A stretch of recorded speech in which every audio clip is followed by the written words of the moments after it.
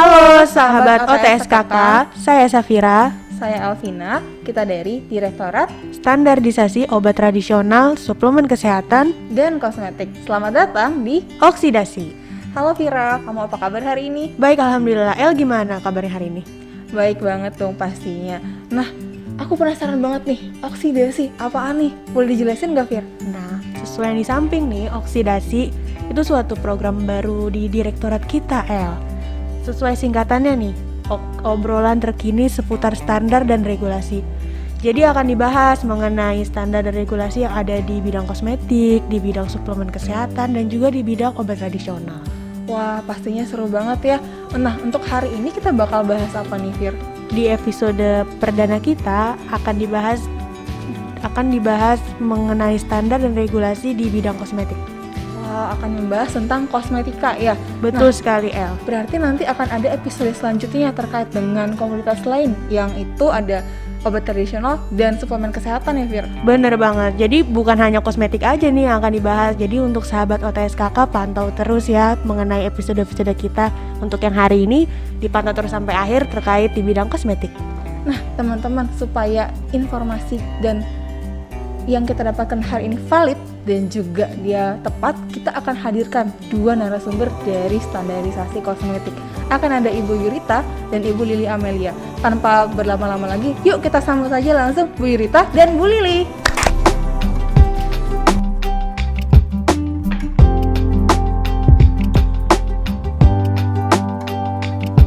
Oke, terima kasih El dan Vira. Halo Mbak Yuri, apa kabar? Baik Mbak Lili, gimana Mbak Lili juga? Alhamdulillah sehat. Oke, baik. Hari ini kita perdana ya Mbak ya, perdana oksidasi, obrolan terkini seputar standar dan regulasi. Seru juga sih sebenarnya. Oh iya dong, pastinya. Dan untuk yang kali ini, perdana ini kebetulan kosmetika nih duluan. Iya. Mungkin nanti next ada obat tradisional, ada suplemen kesehatan dan iya. Yang akan kita obrolkan di sini ini adalah pertanyaan-pertanyaan yang muncul di Instagram kita di @standar_OTSKK. Jadi kemarin ada beberapa pertanyaan yang sudah masuk, tapi memang belum semua yang bisa kita sampaikan sekarang. Jadi sebagian akan kita obrolkan hari ini seperti itu. Mungkin bisa diawali dengan apa sih kosmetik itu? Gimana Mbak Yuri? Apa sih kosmetik itu sebenarnya? Sebenarnya kosmetik itu adalah bahan dan ataupun sediaan yang digunakan pada bagian luar tubuh manusia. Jadi benar-benar di luar tubuh manusia. Nah, luar tubuh manusia itu seperti apa? Yaitu misalnya epidermis kulit, kemudian ada rambut, ada kuku, bibir dan organ genital bagian luar, atau membran mukosa mulut, terutama untuk fungsinya membersihkan, kemudian ada untuk mewangikan, mengubah penampilan, ataupun juga memperbaiki bau badan. Dan yang paling penting adalah memelihara tubuh pada kondisi baik. Seperti itu. Jadi kalau dia udah di dalam dermis, bukan di epidermis lagi, sudah bukan termasuk kosmetika. Iya, begitu Mbak Yuri ya? Jadi kalau kosmetik benar-benar cuma sampai epidermis kulit saja. Oh, begitupun dengan kosmetika yang disuntik-suntik tuh sampai dalam, itu pun bukan termasuk suntik injeksi itu berarti biasanya seperti obat ya. Oh iya, udah tidak termasuk kosmetika lagi ya Mbak ya? Iya. Oke, kalau pada kondisi yang baik itu maksudnya seperti apa Mbak? Kondisi baik itu misalnya benar-benar kulit kita nih sekarang ya misalnya kayak mulus-mulus aja. Terus kalau tidak ada rasa sakit nggak ada luka seperti itu ya, nggak ada luka. Itu kondisinya baik tuh berarti. Nah kalau kondisi yang nggak baik misalnya ada orang lagi sakit eksim, kemudian ada kulit kemerahan, itu bisa karena iritasi. Nah seperti itu. Nah kalau kita pakai produk-produk yang dipakai untuk mengurangi iritasinya atau mengurangi kemerahan, itu biasanya bukan obat termasuk kosmetik. Yang termasuk kosmetik karena benar-benar obat, karena tujuannya bukan fungsi yang seperti kosmetik yang tadi saya sampaikan. Gitu. Jadi kalau kosmetika hanya digunakan pada kulit yang baik-baik saja gitu ya. Tapi kalau misalnya kulitnya ada luka atau ada iritasi yang berat gitu ya, iritasi yang berat, itu masuknya sudah ke obat gitu, seperti itu ya. Gitu. Oke, baik. Nah, kalau misalnya saya pernah lihat itu ada lotion yang digunakan untuk anti nyamuk gitu. Jadi lotion seperti pelembab tapi fungsinya sebagai anti nyamuk. Nah, itu masuk kosmetika atau masuk mana nih Mbak Yuri? Kalau tujuannya tadi, yaitu tujuannya kalau untuk sebenarnya untuk mencegah digigitan nyamuk ya. Nah itu bukan termasuk kosmetik. Memang bentuknya seperti lotion. Lotion itu adalah salah satu bentuk sediaan dalam kategori kosmetik. Nah tetapi karena tujuannya untuk mencegah gigitan nyamuk, pastinya dia bukan termasuk kosmetik. Gitu. Jadi lihat peruntukannya ya. Iya, fungsinya. Jadi tadi ada fungsinya. bahannya digunakannya di luar tubuh, kemudian fungsinya benar nggak seperti kosmetik yang tadi saya sampaikan. Gitu. Nah, kalau jerawat Mbak Yuri. Nah, jerawat itu apa sih bedanya obat jerawat dan kosmetika untuk jerawat? Karena saya lihat di pasaran tuh ada yang namanya obat jerawat, ada juga yang dia masuknya ke kosmetik untuk jerawat. Nah, itu bedanya di mana Mbak Yuri? Yang paling pertama, kalau jerawat itu kan sebenarnya kondisi kulit kita sedang tidak baik, tidak normal ya artinya. Begitu jerawat ada yang kemerahan, ada isi nanah atau dan seterusnya meradang. Nah, tentunya tidak bisa digunakan produk kosmetik. Yang digunakan adalah obat jerawat. Jadi untuk meredakan maupun menyembuhkan si jerawat tadi. Nah, kalau kosmetik tentunya dia tidak bisa mengobati si jerawat, dia tidak punya bahan-bahan yang untuk mengobati si jerawat tadi. Nah, seperti itu. Jadi sehingga harus dipakainya adalah obat jerawat. Kosmetik hanya dipakai pada saat jerawat sudah mulai sembuh, sudah mulai kering. Jadi membantu mengeringkan si bekas jerawat tadi. Jadi fungsinya membantu kalau kosmetik ya, bukan betul. menyembuhkan, bukan mengobati, jerawatnya bukan menghilangkan juga ya. Iya, jadi memang udah jerawatnya udah sembuh sebenarnya. Jadi tinggal sisa-sisa keringnya saja. Oh, begitu. Baik.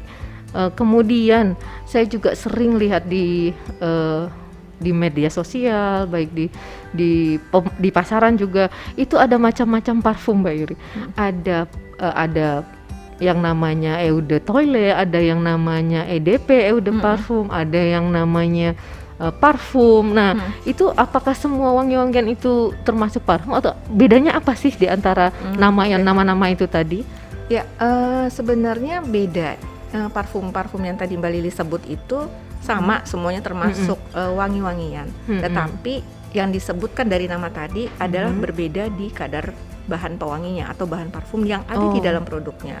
Jadi kalau misalnya eau de cologne, kadar bahan pewanginya di dalam produknya cuma 2-5%. Sisanya adalah bahan tambahan lain, bisa alkohol, bisa air atau apapun yang dipakai sebagai bahan tambahan untuk mencairkan sehingga jadi produk kosmetik. Kemudian kalau EDT atau eau de toilette itu kadar bahan pewanginya sekitar 4-10%. Sedangkan EDP atau eau de parfum kadar bahan pewanginya 7-15%. Dan kalau parfum paling tinggi ini kadar bahan pewanginya sekitar 15-30%. Itu dia kenapa namanya beda-beda ya. Jadi bisa kita lihat kadar parfum dia berapa gitu. Makin tinggi berarti makin wangi, makin seperti wangi, itu ya. Nah, kemudian pertanyaan selanjutnya tentang hand sanitizer. Nah, ini kan lagi masa pandemi nih Mbak Yuri ya. Pasti banyak yang menggunakan hand sanitizer. Nah, kalau hand sanitizer apa termasuk kosmetik Mbak Yuri? Nah, kalau hand sanitizer tujuannya sebenarnya kan untuk sanitasi ya Mbak Lili ya. Jadi dia bukan termasuk kosmetik. Nah, si hand sanitizer ini termasuk adalah perbekalan kesehatan rumah tangga. PKRT. Gitu. Iya, didaftarkannya di Kemenkes. Gitu. Kalau pada saat pandemi ini memang kan sekarang lagi banyak ya orang memproduksi hand sanitizer, ada yang dipakai. Kemudian kalau yang didaftarkan di Badan POM adalah hand gel. Tapi fungsi utamanya adalah untuk melembabkan sebenarnya. Jadi bukan untuk sanitasi tadi. Gitu. Jadi kalau dia hand sanitizer, dia adalah fungsinya sebagai higienis sanitasi dan masuknya di Kementerian Kesehatan sebagai PKRT. Kalau dia hand gel baru masuknya ke Badan POM, seperti itu ya Mbak Yuri ya. Gitu. Mudah-mudahan sekarang semua jadi tahu nih bedanya antara hand sanitizer dengan hand gel. Kemudian next pertanyaan selanjutnya, pernah ada blush on dan lipstick yang bisa dipakai sebagai eyeshadow. Nah, itu apa boleh pemakaian seperti itu Mbak Yuri?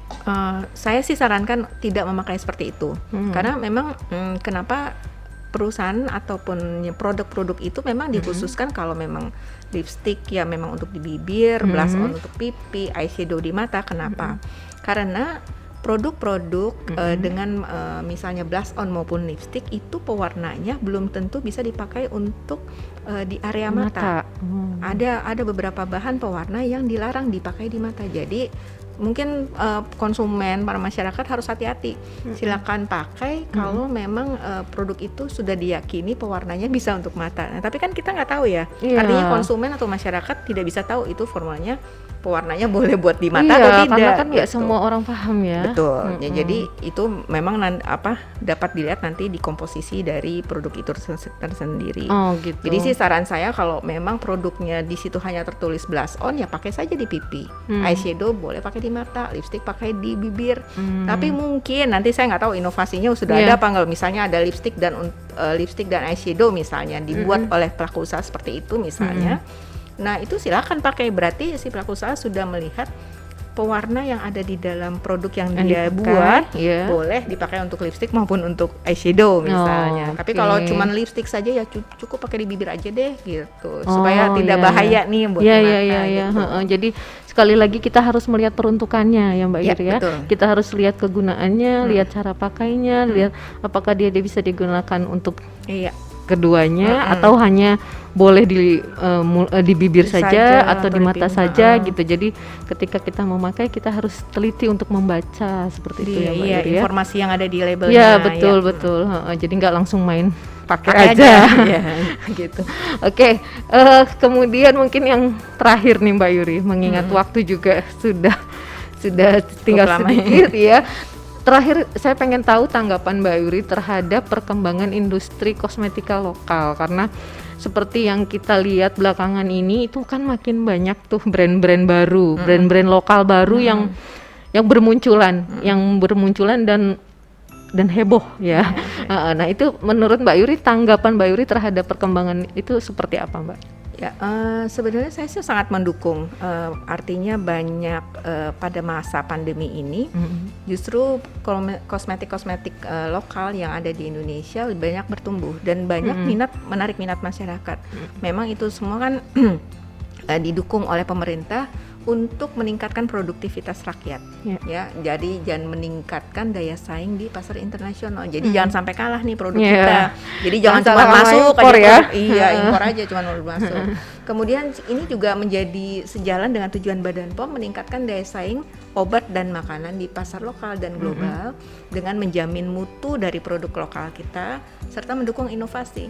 Nah, kayak kemarin ada di Dubai Expo, Badan POM mendukung penuh untuk produk-produk obat dan makanan yang dipasarkan atau di trade di sana. Jadi kita mencarikan buyer-buyer yang ada di Dubai Expo, baik termasuk juga untuk produsen-produsen kosmetik di Indonesia. Oh, jadi kita juga aktif berperan serta ya? Betul. Nggak hanya keluar tapi juga nggak hanya ke dalam tapi juga keluar. Oh, baik. Oke. Kayaknya waktu nih Mbak yang memisahkan. Mudah-mudahan nanti di sesi-sesi selanjutnya kita masih bisa bahas yang lebih banyak lagi tentang kosmetika. Mungkin nanti silahkan yang ingin bertanya mungkin bisa ajukan pertanyaannya di medsos kita, dan mudah-mudahan yang sesuai topik kali ya Mbak ya. Ya pastinya sesuai topik ya, karena akan topiknya akan berganti-ganti ya Mbak Yuri ya. Akan kita sesuaikan dengan pertanyaan yang masuk, dan mudah-mudahan yang selanjutnya kita bisa ketemu lagi, dan terima kasih banyak Mbak Yuri. Sama-sama. Mudah-mudahan bermanfaat untuk kita semua. Mudah-mudahan bermanfaat buat semua ya. Menambah informasi. Iya. Baik, saya kembalikan ke Mbak El dan Mbak Vira. Silakan Mbak El. Nah, itu tadi informasi kosmetika dari Bu Yurita dan Bu Lili. Terima kasih sebelumnya kami ucapkan buat Bu Yurita dan Bu Lili karena sudah meluangkan waktunya di sela-sela kesibukannya untuk mengisi materi edukasi kita pada hari ini. Seru banget ya Fir tadi acaranya? Seru banget El, jadi kita lebih tahu nih tentang kosmetika itu sebenarnya gimana. Tadi juga udah dijelasin ya tentang hand gel, tentang hand sanitizer, bahkan parfum. Ternyata nggak semua wangian tuh parfum ya El? Iya bener banget, tapi memang kita terbatas dengan waktu dan durasi. Tapi teman-teman jangan khawatir. Kenapa Fir? Karena akan ada banyak episode-episode selanjutnya dari podcast oksidasi kita ini. Bener banget. Teman-teman untuk tahu oksidasi selanjutnya bisa cek di media sosial kita di bawah ini. Jangan lupa follow dan subscribe ya. Saya El, Saya Safira. kami pamit undur diri. Sampai jumpa di podcast selanjutnya. Bye-bye. Bye.